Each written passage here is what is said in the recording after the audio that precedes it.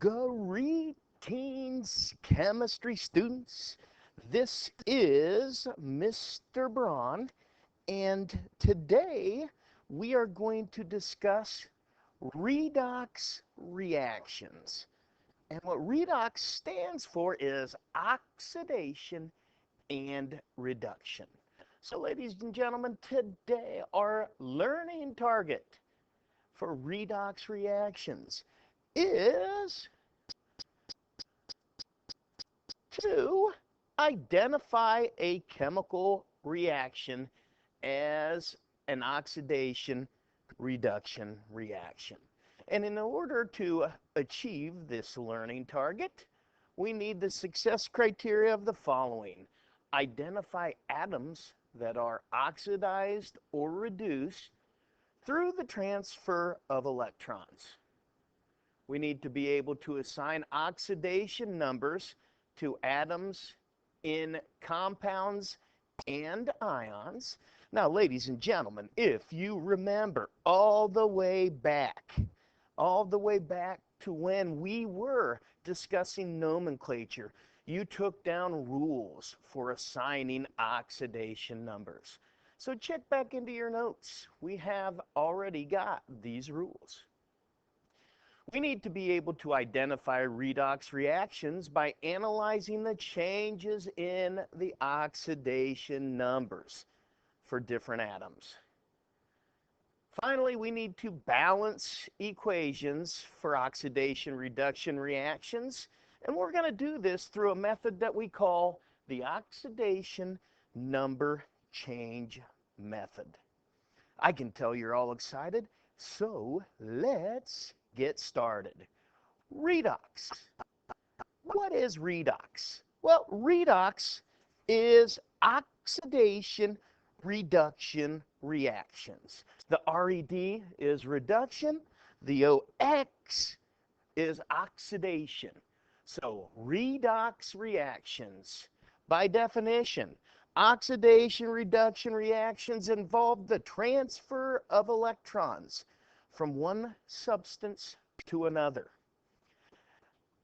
The oxidized substance will lose electrons, and the reduced substance will gain electrons. I'll get you a quick way to remember this here in a little bit, but it's Leo the lion. Leo, grrr. Leo the lion goes grrr. I'll explain that here in a bit. Oxidation reduction reactions provide us with energy from food.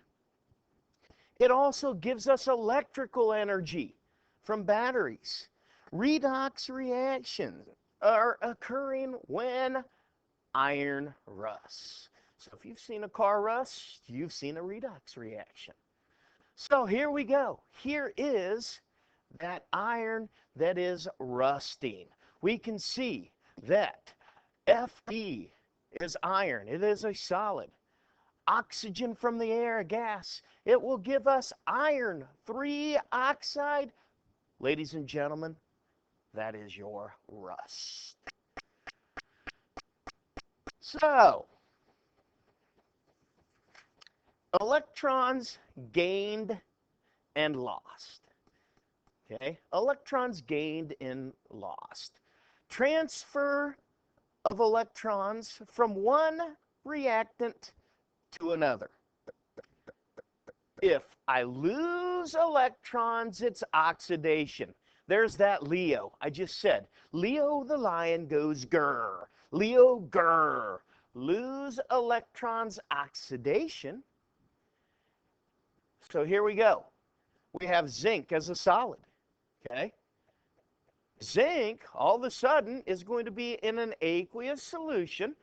Okay? So the zinc's going to have a 2+ charge, so it has lost 2 electrons.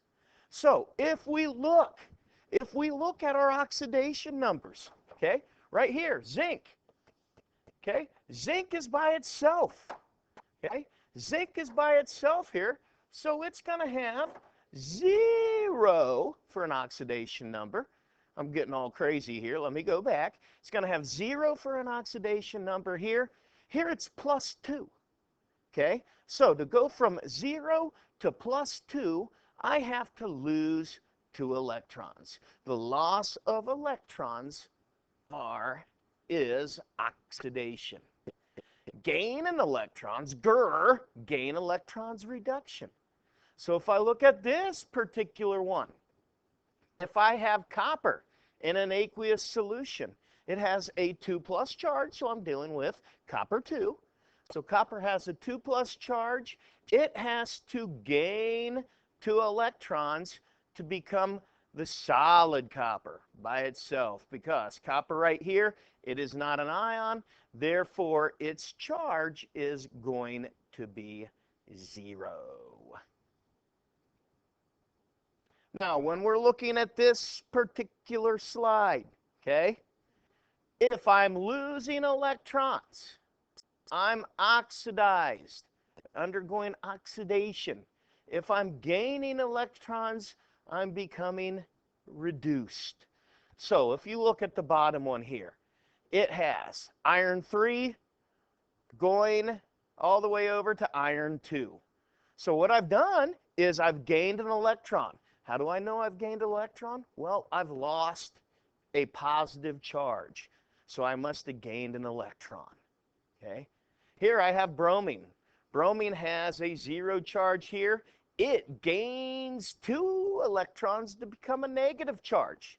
So gain electrons reduction. Here's calcium. Calcium metal.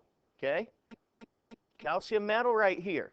It's got a charge of 0 because it's by itself. Over here we have the ion. So it must have lost 2 electrons. Lose electrons, oxidation. So let's look right here. Let's look right here at our particular reaction that's occurring. Here I have some copper in a blue liquid here. So this blue liquid is some kind of a copper 2 ion. Okay? It could possibly be copper 2 chloride. It's an aqueous solution. So let's say we got copper 2 chloride right here in solution.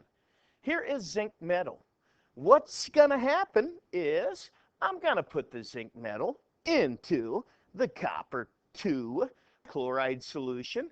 And what happens is a single replacement reaction. So the zinc is replacing the copper in the copper 2 chloride. So when I pull the zinc out, I can see that I have some copper metal.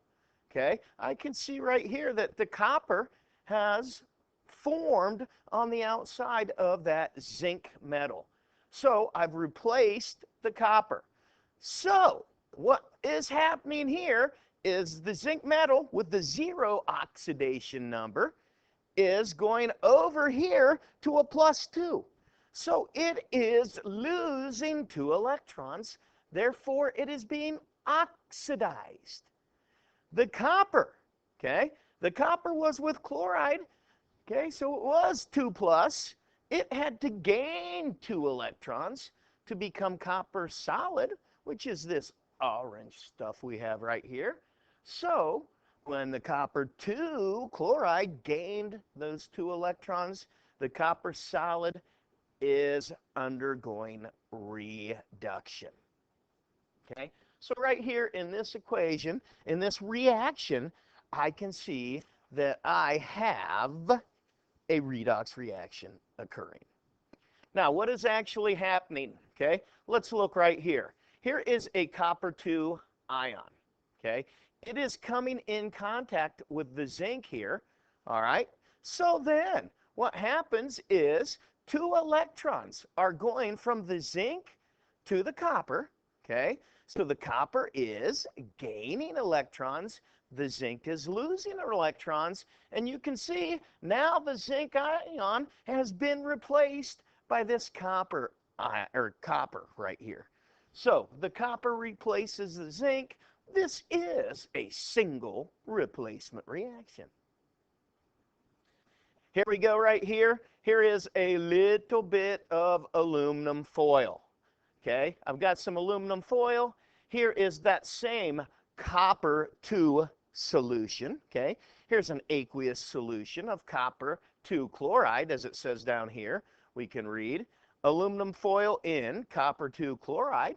So what happens is that aluminum is replacing the copper.